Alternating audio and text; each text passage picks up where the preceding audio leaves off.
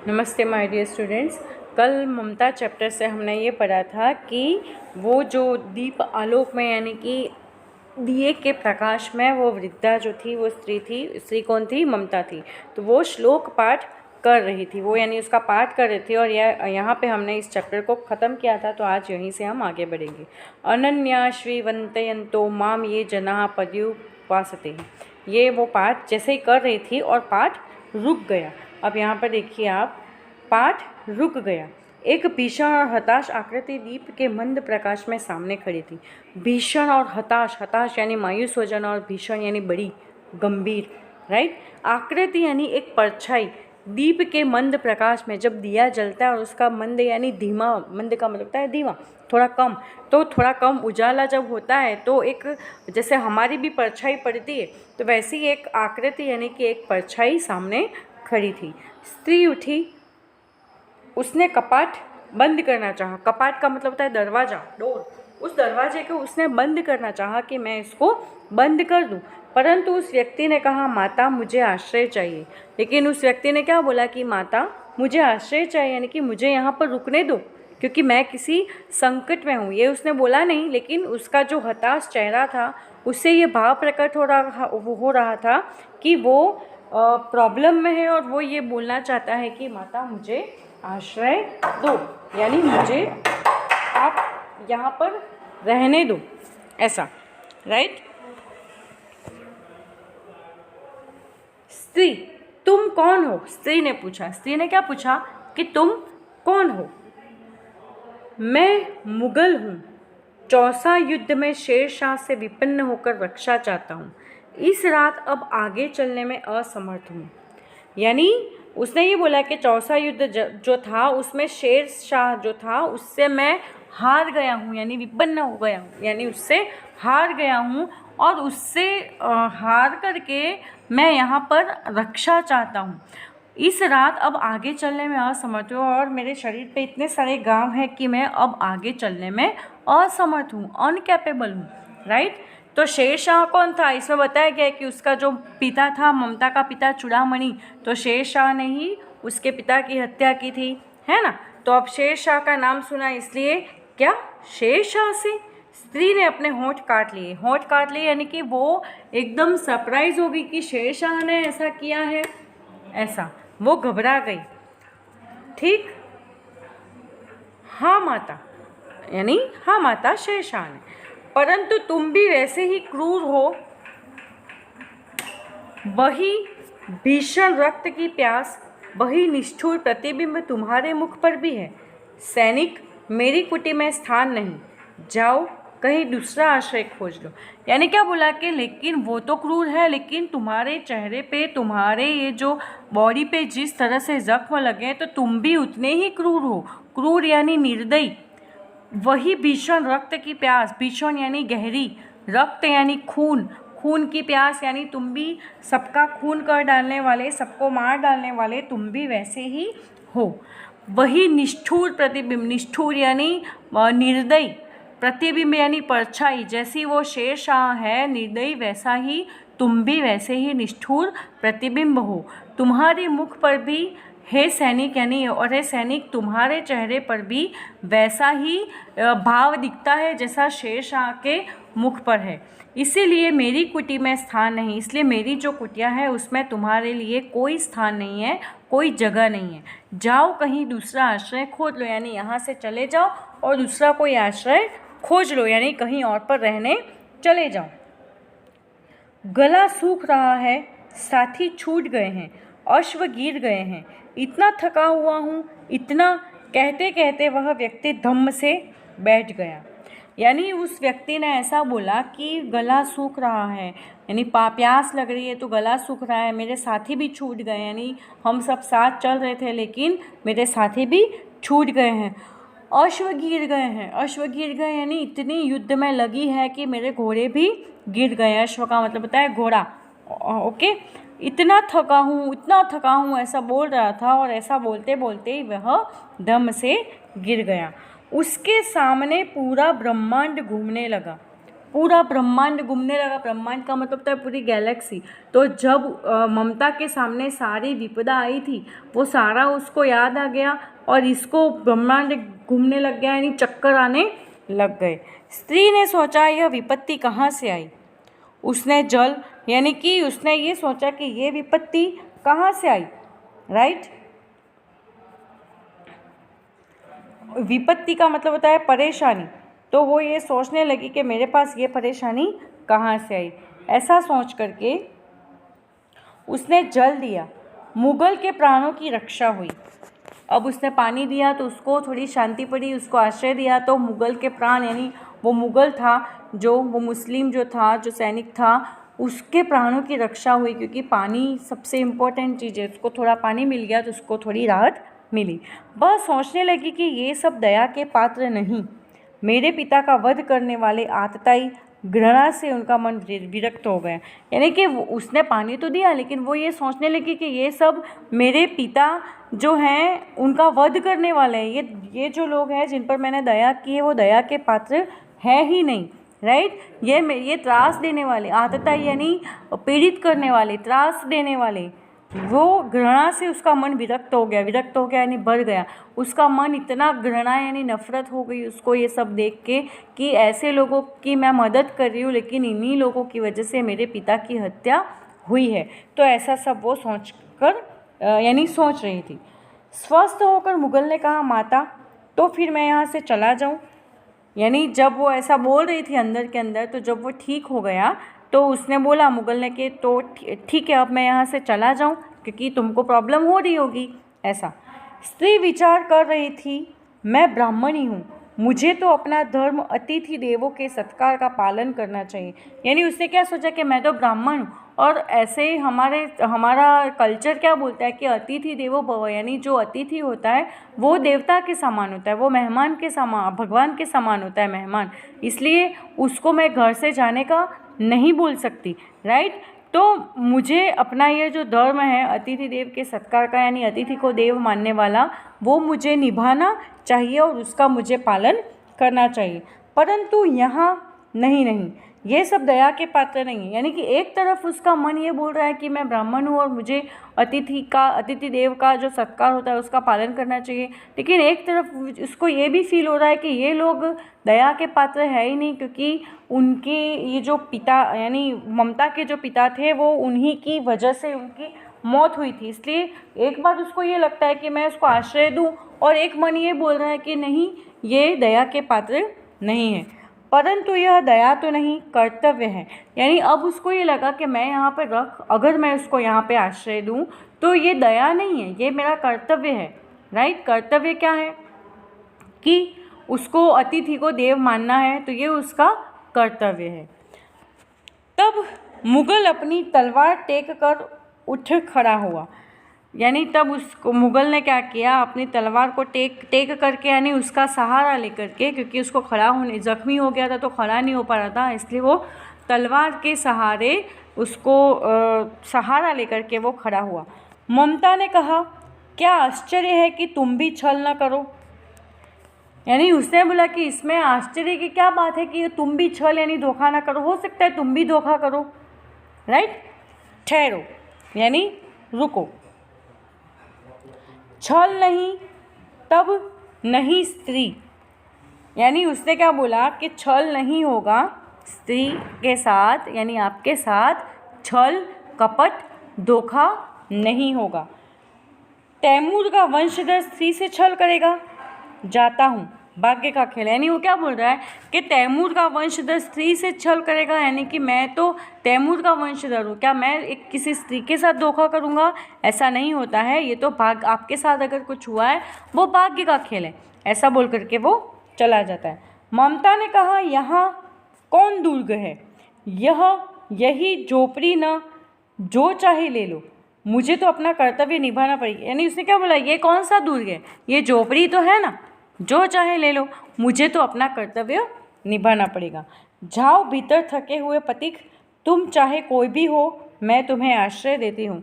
उसने भीतर यानी अंदर, उसने क्या बोला कि जाओ तुम अंदर चले जाओ, तुम जो भी हो मैं तुम्हें आश्रय दे देती हूँ, यानी कि मैं तुम्हें यहाँ पर रुकने की परमिशन दे देती हूँ।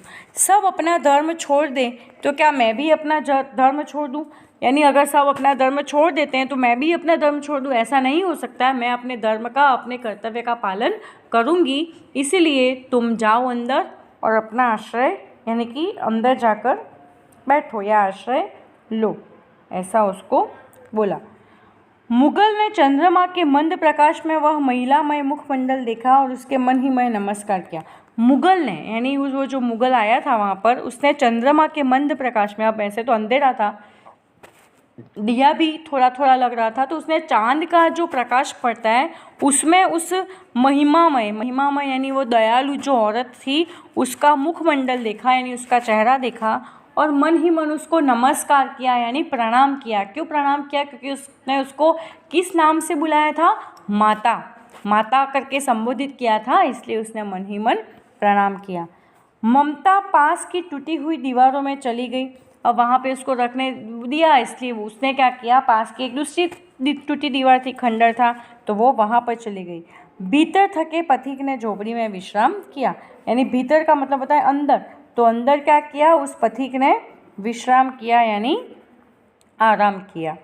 ओके, अब यहाँ पर देखो, प्रभात में खंडहर की संधि से ममता ने देखा सैकड़ों अश्वारोही उस प्रांत में घूम रहे हैं। वह अपनी मूर्खता पर स्वयं को कोसने लगी। यानी प्रभात में खंडहर की संधि में, संधि यानी खंडहर ज्वाइन होती है जहाँ पर संधि यानी कि बीच में एक थोड़ा सा गैप होता है, तो उसने प्रभात यानी सुबह में खंडहर होता है उसके बीच में से उसने देखा कि सैकड़ों अश्वारोही उस प्रांत में घूम रहे हैं, यानी कि उस देश में तो सैकड़ों, कई सारे घोड़े पर चढ़ के लोग जो सैनिक है वो घूम रहे हैं। तो वह अपनी मूर्खता पर स्वयं को कोसने लगी। उसको क्या लगा, यह बेचारा अकेला है तो इसको मैं आश्रय दे दूँ, लेकिन सुबह जब पता चला कि वो अकेला नहीं था, इतने सारे सैनिक उसके साथ थे, तो खुद को कोसने लगी कि ये मैंने क्या पागलपन कर दिया। राइट। एकाएक झोपड़ी से निकलकर उस पथिक ने कहा, मिर्ज़ा मैं यहाँ हूँ। राइट। तो एकाएक उस झोपड़ी से निकलकर उस पथिक ने, यानी जो वहाँ पर आया था पथिक, एक पथिक कौन, तो एक राहगीर जो बाहर से आया अंदर कि मिर्ज़ा मैं यहाँ हूँ। मिर्ज़ा किसके लिए बोला? वो जो अंदर आश्रय ले रहा था उसके लिए बोला, और ये उसका सैनिक होगा, तो उसने आकर बोला मिर्ज़ा मैं यहाँ हूँ। यह शब्द सुनते ही प्रसन्नता की चित्कार ध्वनि से वह प्रांत गूंज उठा। जैसे ही उसने बोला कि मैं यहाँ हूँ, तो पूरी जो प्रांत था, पूरा वो जो गांव देश जो था वो पूरा प्रसन्नता से गूंज उठा। ममता अधिक भयभीत हुई और ममता डर गई। क्यों डर गई? क्योंकि इतना सारा वहाँ पे आवाज़ होने लगी, वो सब गूंज गया, इसलिए वो डर गई। पथिक ने कहा, वह स्त्री कहाँ है, उसे खोज निकालो। अब उसने उसको रहने के लिए दिया, लेकिन वो उसको पूछ रहा है कि वो स्त्री कहाँ गई, कि वो डर गई थी इसलिए वो चली गई कि ये मुझे मार डालेंगे, इसलिए इसने बोला कि वो स्त्री कहाँ गई, उसको खोज निकालो। ममता छिपने के लिए अधिक सचेष्ट हुई यानी कि उसकी इच्छा हुई। तो जैसे ही उसने ये आवाज़ सुनी कि उसको खोज निकालो, तो उसको और भी इच्छा हुई छुपने की।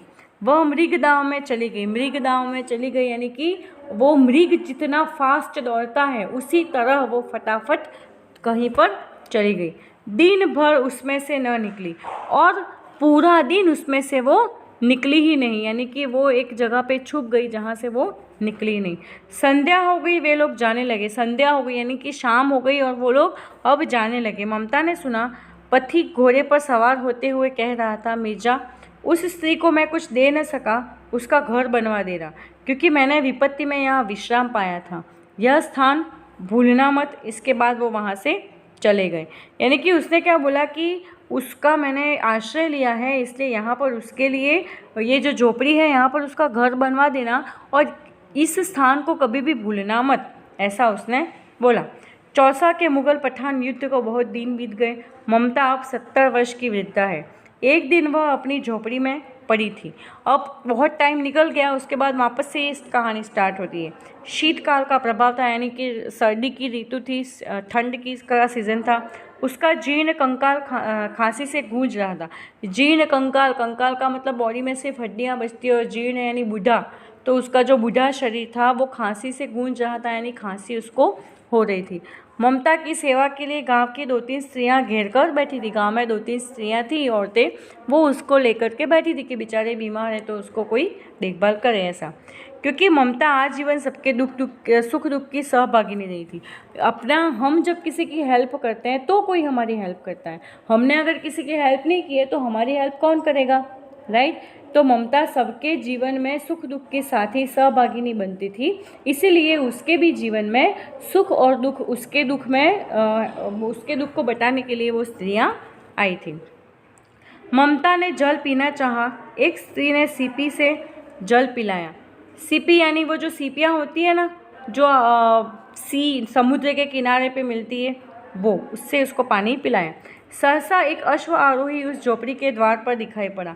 सहसा यानी अचानक, तो वो मरने की अबाउट टू डाई थी और तभी एक अश्व आरोही घोड़े पर चढ़कर, यानी कि घोड़े पर चढ़कर आया और उसके झोपड़ी के दरवाजे पर आकर उसको दिखाई दिया। वह अपनी धुन में कहने लगा, मिर्जा ने जो चित्र बनाकर दिया है वह तो इस जगह का होना चाहिए। यानी कि उसने बोला था कि इसके लिए घर बनवा देना, तो वो बोल रहा है कि अब वो जो अकबर, जो हुमायूं था, वो उसने अपने मिर्जा से कहा, यानी उसने उसके सैनिक से कहा। अब सैनिक ने किसी और को दिया वो नक्शा, तो उसने बोला कि मिर्जा ने जो चित्र बना के दिया है वो तो, यानी जो एक लोकेशन भेजा है वो तो यही दिख रहा है, वह बुढ़िया तो मर गई होगी। अब किससे पूछूं कि एक दिन शहंशाह हुमायूं किस छप्पर के नीचे बैठे थे। उन्होंने क्या बोला कि ये वो बुढ़ी तो मर गई होगी, अभी यहाँ पे पूछूं किसको कि हुमायूं ने किसका आश्रय लिया था। यह घटना भी तो 47 वर्ष से ऊपर हो गई, यानी राजा ने तो बोला कि ऐसा करना, लेकिन उसके सैनिक ने नहीं किया, फिर उसके सैनिक ने उसके सैनिक को ऑर्डर दिया, तो ऐसे करते करते 47 ईयर्स निकल गए, राइट। ममता ने अपने विकल कानों से सुना। उसने पास की स्त्री को कहा, उसे बुलाओ। विकल यानी कमजोर कान थे, लेकिन उसमें आवाज़ पड़ी तो उसने बोला कि उसको बुलाओ। अश्वारोही पास आया। ममता ने रुक रुक कर कहा, मैं नहीं जानती कि वह शहंशाह था या साधारण मुगल, पर एक दिन इस झोपड़ी के नीचे वह रहा। मैंने सुना कि वह मेरा घर बनवाने की आज्ञा दे चुका था। भगवान ने सुन लिया, आज मैं इसे छोड़ जाती हूँ। अब तुम इसका मकान बनाओ या महल, मैं अपने चिर विश्राम में जाती हूँ। यानी उसने क्या बोला कि अब मुगल ने तो यहाँ पर घर बनाने का बोला था, मगर यहाँ पर कुछ बना ही नहीं, अब मैं तो मर रही हूँ, तो अब तुम जानो, यहाँ पर जो भी करवाना है वो तुम कराओ, मैं क्या करूँ, मैं तो अब जा रही हूँ, मेरे तो अब प्राण जाने वाले हैं, तो ये रक्षा, यानी कि तो मैं तो अब जा रही हूँ। इसलिए फिर क्या हुआ, बुढ़िया के प्राण पखेरु उड़ गए, यानी कि वो मर गई। वह अश्वारोही अवाक खड़ा रह गया। अवाक यानी ऐसे ही देखता ही रह गया कि ये क्या हो गया। वहाँ एक अष्टकोण मंदिर बना और उस पर शिलालेख लगाया। शिलालेख यानी पत्थर का एक बोर्ड उस पर लगाया। 7 देश के नरेश हुमायूं ने एक दिन यहाँ विश्राम किया था। उनके पुत्र अकबर ने उनकी स्मृति में यह विशाल गगनचुंबी मंदिर बनवाया, पर उसमें ममता का कहीं नाम नहीं था। क्यों नहीं था? क्योंकि हुमायूं ने अपने जो सैनिक थे उनको बोला था, उनके सैनिक ने उसके सैनिक को बोला। ऐसे कर करके बाद में ये तो पता चला कि हुमायूं ने यहाँ पे आश्रय लिया था, लेकिन उसको आश्रय किसने दिया था वो किसी ने किसी को बताया नहीं। इसलिए ऐसा बोला जाता है कि हमें जो काम करना है वो हमें खुद को करना चाहिए, ना कि हमें किसी और को सौंपना चाहिए। अगर हम किसी और को सौंपते हैं तो हमें फॉलोअप लेने चाहिए कि क्या ये काम हुआ या ये कितनी प्रोसेस में हो रहा है। जब हम किसी पे कुछ छोड़ देते हैं तो अब यहाँ पे देखो 37 ईयर्स निकल गए, तब तक अब बुढ़ी तो वो मरने को आई, तब जाके वो घर बनवाने आया, लेकिन जब वो घर बनवाने आया तब तो वो मर चुकी थी, यानी मरने वाली थी, और जैसे ही उसके आते ही वो तो बोल के मर भी गई, राइट। तो वो मर गई। उसके बाद किसी ने उस मंदिर पर, यानी जो गगनचुंबी मंदिर बनवाया था, वहाँ पर उस शिलालेख पर सबके नाम थे, लेकिन ममता का, यानी जिसने वो आश्रय दिया, जिसने जो वो प्लेस में रही और जिसने परमिशन दी, उसका कहीं पर कोई जिक्र नहीं हुआ, राइट। तो आज हमारा ये चैप्टर, ये सिलेबस यहाँ पे ख़त्म होता है स्टूडेंट्स। अब से हम सेकेंड सेमेस्टर की पढ़ाई करेंगे। आई होप अब यहाँ पे शब्दार्थ देखिए। प्रकोष्ठ यानी भवन या कमरा, मैंने बताया था आपको। तीर्ण यानी तीर्ण गुल्म यानी घास का समूह। तीक्ष्ण यानी तेज। प्रवाह यानी बहाव। वेदना यानी पीड़ा। विकल यानी बेचैन। व्यथित यानी पीड़ित। दुहिता यानी पुत्री। विकीर्ण होना यानी फैल जाना, उत्कोच यानी घूस और रिश्वत, चार दीवारी, प्राचीर यानी चार दीवारें जो होती है उसको प्राचीर बोलते हैं, विभूति यानी समृद्धि, विपन्न यानी संकटग्रस्त, आहतता यानी अन्यायी, विरक्त यानी खिन्न, दुखी, जीर्ण यानी बूढ़ा। राइट, तो इस तरह से आपका ये चैप्टर यहाँ पे ख़त्म होता है स्टूडेंट्स। एक्सरसाइज हम नेक्स्ट पीरियड में पढ़ेंगे।